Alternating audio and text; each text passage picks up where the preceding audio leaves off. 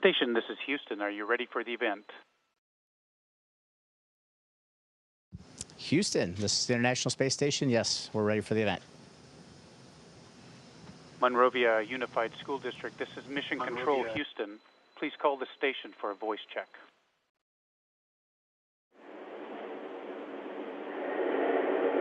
Station, this is Shelley Bogus here with Monrovia High School. How do you hear me? Monrovia High School, we have you loud and clear. Greetings aboard the International Space Station. From the crew of Expedition 34, I'm Kevin Ford, along with Tom Marshburn and Chris Hadfield. We are happy to talk to you today. Great. Hi, I'm Sonia. How do you digest your food without gravity?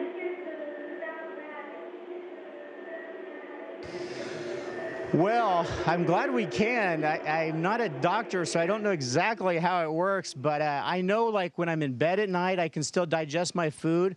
My organs have a way of processing the food that works without the help of gravity. It is a little bit different. It takes a little while for our bodies to get used to being up here. My digestive system wasn't exactly normal after I got here for several weeks, and it's always been a little bit different than Earth. But I feel good, and I can digest all my food. We have to eat a lot more up here, it seems to me, than I do on Earth. So I think there are still some mysteries left, and hopefully one of these days all the smart scientists will figure it all out, maybe like you.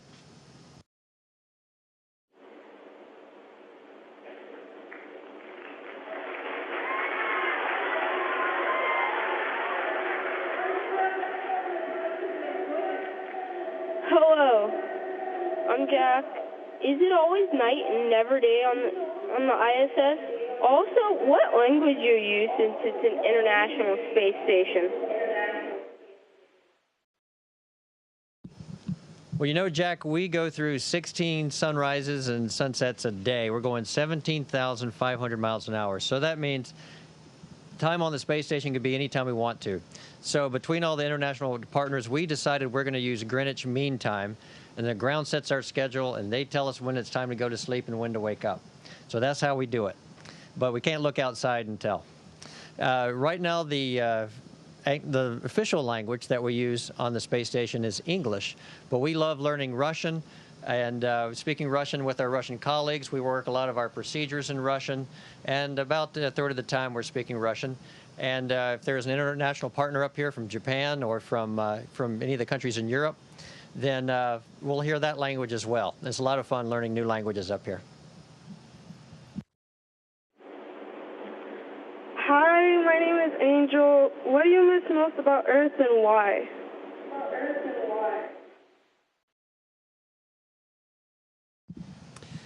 Hi, Angel. You know, it's a really interesting place to work up here. We are busy. There are experiments. The view out the window is unbelievable. But it's not the same as being on Earth. And I think for me, I don't know what the other crew members think, but for me, the thing I miss the most is just the physical contact of living with family and friends on Earth. The hugging and handshakes and just being with people around that that you know and you love. This is a good, hard-working crew. We have lots of stuff to do, but everyone likes being welcomed and close to family. And I think that's one of the things I'll really look forward to when I get home, is just hugging my kids and my wife and seeing people and that physical contact of being around everybody that you love all the time.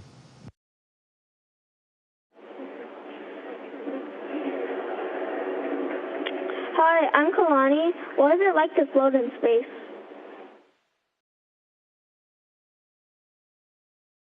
Well, we can show you how happy it makes us. How's this?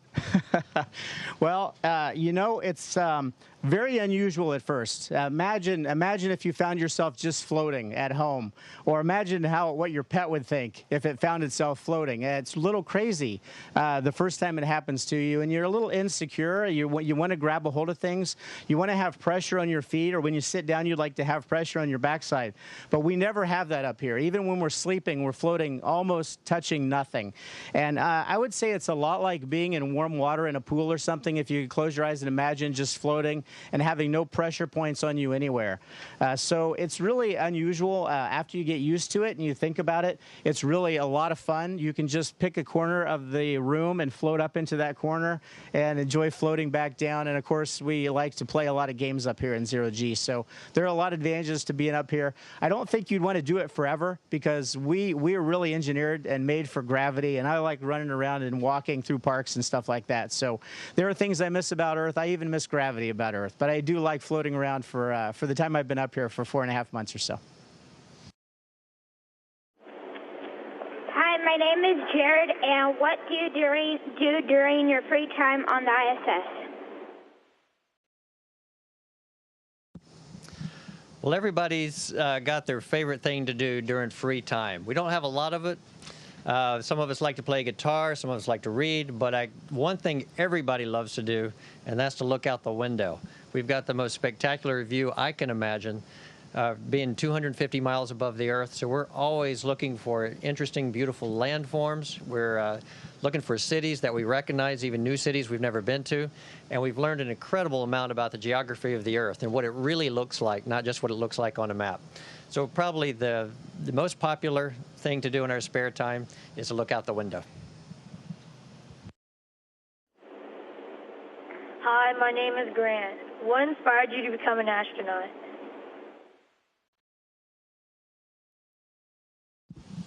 Hey, Grant, you're going to grow up to be something. Guaranteed, you're going to grow up to be something. And the question is, you know, how's that going to happen? And who and what are you going to grow up to be?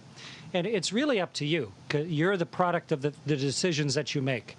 And for me, when I was your age, I was inspired by the very first people who left Earth and walked in another heavenly body, another planet. The first two people who walked on the moon. And their names were Ed and Neil, Buzz Aldrin and Neil Armstrong. And to me, I just thought, you know, it was up until yesterday, it was impossible to walk on the moon. And now people have done that. And I thought, who knows what's going to be possible for me, but I'm going to start getting ready. I'm going to start thinking about things that I can do, that maybe someday I could do something like that. And over the last 40 years, I turned myself into an astronaut, like we all did here, and give us a chance to do something like this. And it was because of those people who inspired me. Hi, I'm Emily. How do you emotionally prepare your mind to go into space for so long? Hi, Emily. That's a really great question. Staying in space for 5 or 6 months is very challenging. We know before we volunteer, of course, that we're going to be here this long, and it's something we just set our sights on.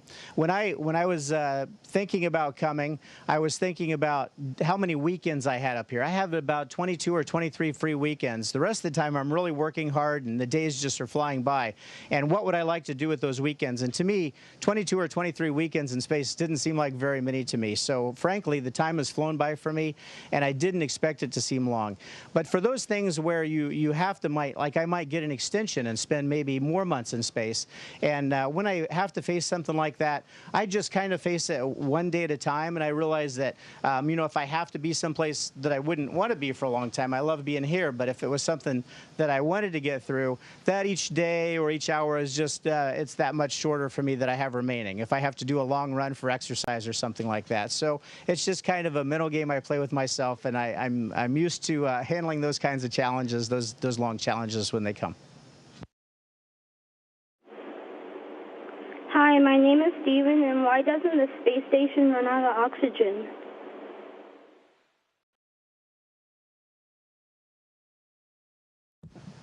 You know why? It's because of a lot of very smart people that planned and building this spaceship. And that's why we need a nation with a lot of knowledge and history, a spacefaring nation, to be able to figure these things out. So we bring up air in tanks, and there's oxygen in there. We also brought up liquid oxygen in tanks. They're sitting on the outside of the space station. That's really precious liquid there. We don't want to use that very much. But we have a lot stored up here if we need it. Well, one of the coolest things, I think, is the oxygen we breathe in and then breathe out again, and that comes out in our sweat. That's all grabbed by the system of the space station, and they take those oxygen molecules back out, those systems do, and put it back into the air so we can rebreathe a lot of that oxygen. So we use up just a little bit. We have supplies on board, but we reuse a lot of the oxygen as well. It's a brilliant engineering system, and it's really proud to be a part of it. Hi, I'm Gregory. What have you discovered in space that has surprised you?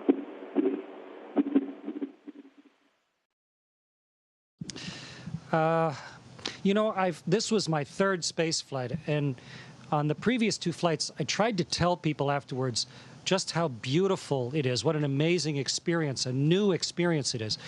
But on this flight, because of new technology that NASA has put up here, we can send pictures and sounds and things from the space station almost right away to the Earth, so that people can really start to see this new thing that people are doing. And because of that, because of all the different ways, the social media and like talking to you today, what's really surprised me is the huge amount of reaction to that. The hundreds of thousands of people all around the world that are directly following what we're doing here, really interested in what we're doing, and actually making it part of their lives. So I think the thing that surprised me the most, and that I really like, is the huge support and interest in this new human exploration of space that we're part of.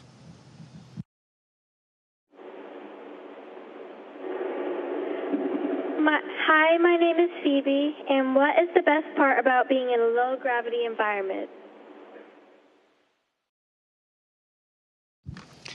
Well, the floating is really, really fun. Like we said before, your food floats, your microphone floats, and your friends float. But what the coolest thing, I think, is are the experiments that we can do in this. Really, it's for all practical purposes zero gravity, and we can do things with fluids. We can watch a glob of water react in front of us, or we can watch it inside a very expensive and intricate chamber to study flow dynamics.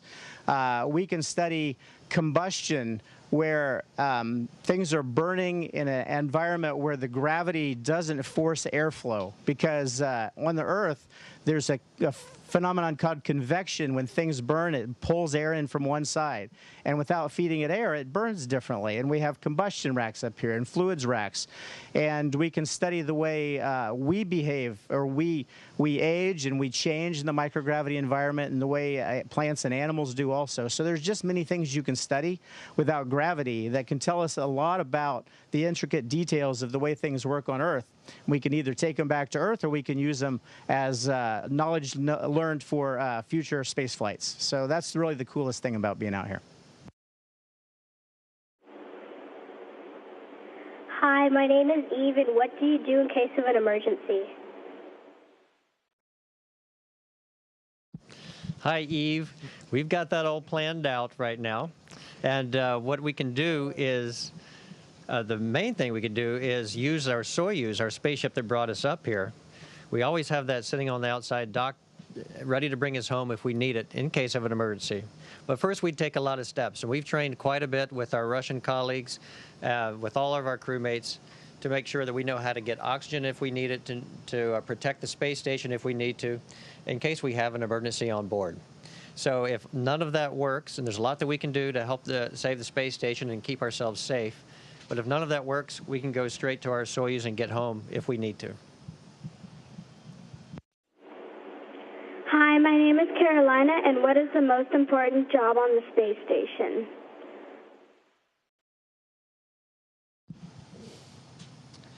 Carolina, I think the most important job in the space station is always the one you're doing right now.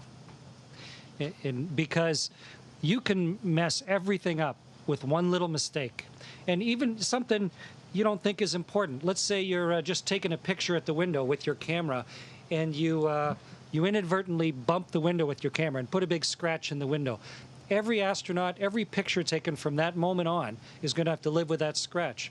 Or even if you're just going to the bathroom, and if you do something wrong, we have a careful sequence to make our space toilet work. If you mess something up there, and you mess up the toilet on the space station, it seems like nothing important, but boy, it has a real impact on life on station. And that's one of the things you have to constantly remind yourself as an astronaut, is there's nothing more important than the thing that you're doing right now. Hi, my name is Evan, and what does it feel like during liftoff?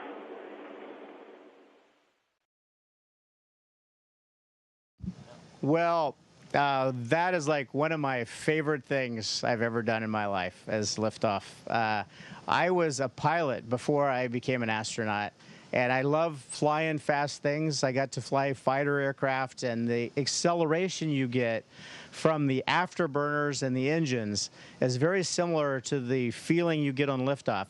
We climb into the rocket, and in the case of both the space shuttle and the Soyuz rocket that I flew up here in, you lie on your back. It's like lying on the floor, maybe with your feet up on a stool or something, and you're just waiting, and when the rocket finally lights, it starts to push you away. And it's like being in a car that's accelerating. It's pushing you backwards, and you feel vibrations. You feel the rocket moving a little bit left and right and a little bit up and down. And as you get lighter and lighter, because the fuel is being used up, you get more and more and more pushing until you feel like you weigh 3 times what you weigh on Earth's surface. And then sometimes you get staging and a new rocket starts, and then the G's will let up a little bit, and you'll feel heavy but not as heavy, and then they build up again. And then when you finally get into space and the rocket shuts down, you're instantly in zero gravity and you're floating. So it's a very dynamic part of the flight. It's a very fun part of the flight. It's very intense, and we love doing it. It's an adrenaline rush, and I'd love to do it more, but it's a very expensive and special thing to get to do. So that's what it's like, and I hope you get to do it someday. Hi, my name is Nicholas. What is the process like to go through the atmosphere and into outer space?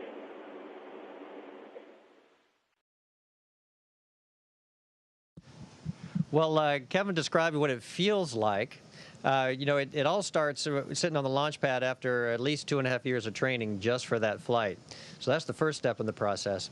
But once the rocket brings you up, one thing you can feel going through the atmosphere that's very interesting is the computer in the rocket is constantly recalculating the orbit that you've got to get to, the target that you're heading for, and you can feel that. You can feel the engine moving a little bit under the direction of the computer, and it's almost like a speedboat. If you've ever been in a boat on a lake going over wakes, just bouncing on top of the waves.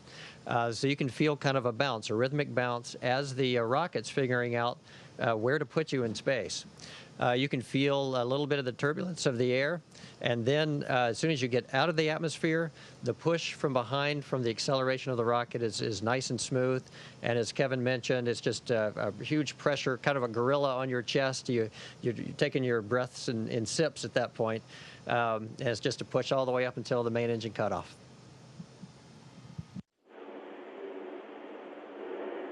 Hi, my name is Farah. How do you wash your clothes in outer space? Hi, Farah. Well, how do you wash your clothes on Earth? Normally, you put them in a washing machine, and then a lot of water comes in, all the soap gets in, mixes it all up. That soapy water goes somewhere, and then more clean water comes in, rinses them. That goes somewhere, and then more clean water comes in for a final rinse. It takes a lot of water to wash clothes. And then what do you do with all that soapy, dirty, used water? You need a great big processing plant. Well, we could do that on the space station. We could figure out a space washing machine, but it's just not efficient, the weight and the cost and the complexity of it. So we found it's actually just simpler just to not wash our clothes. And in fact, we just wear our clothes until they get dirty, and then we throw them away. It is not as gross as it sounds, because number one, we never sit down or lie down in our clothes. So you never lie on your clothes. Your clothes just sort of float on you. So they don't get rubbed against your body and get dirty nearly as quickly. Also, the space station's a big clean place. So you hardly ever get dirt or grease or anything on your clothes. So it's really not too bad. And we have a supply of new clothes, and it's cheaper and easier that way than it is to try and figure out a way to properly wash them. So if you're an astronaut, you just throw your dirty clothes away.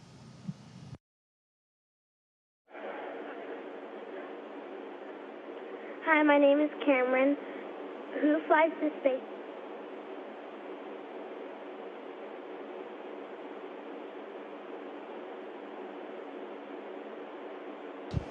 Okay, I think, yeah, the who flies the spaceship when we're asleep. The ground control is always watching over our spaceship. In fact, the International Space Station is really operated by a team on the ground and controlled through satellite. There are onboard computers that also monitor it in case ground can't talk to the space station. It has kind of an automatic mode that it's flying in. It knows what it's supposed to be doing, and the computers continue to fly it. There are computers in the Russian segment watching the computers in the U.S. segment, and they agree on what should be done, and that's the way it's controlled. So if anything needs to change, like we would need to turn to a different attitude, maybe for a rendezvous or docking or something, then the ground control will put that in and it flies itself. So normally we don't on board actually control it. It's all controlled by the fantastic team on the ground who's down there supporting us all the time, 24 hours a day, 7 days a week, all year round. Station, this is Houston ACR. Thank you. That concludes the event. Station copies. We had a... There you go. Thank you, Monrovia High School, Unified School District Station. We are now resuming operational audio communications.